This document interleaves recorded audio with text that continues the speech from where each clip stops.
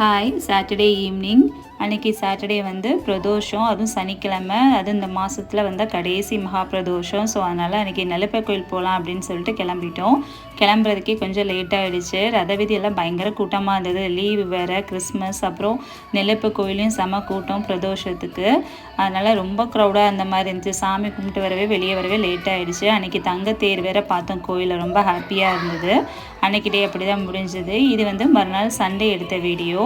எங்கள் ஏரியாவில் பக்கத்தில் வந்து சண்டே அதுமாதிரி சந்தை போடுவாங்கன்னு சொன்னாங்க. சரி சந்தைக்கு போய் பார்க்கலாம். நான் ஃபஸ்ட் டைமாக போய் பார்க்குறேன். குட்டி குட்டியாக நிறைய கடை இருந்தது. எல்லாமே ரேட்டு கம்மியாக இருந்துச்சு. காய்கறி எல்லா ஐட்டமுமே அப்படி தான் இருந்தது. கப்பெல்லாம் 10 ருபீஸ் 20 ருபீஸ்க்கு சூப்பராக இருந்தது. அதெல்லாம் வாங்கியிருந்தேன். அப்புறம் வீட்டுக்கு தேவையான காயெல்லாம் வாங்கிட்டு வந்திருந்தோம்.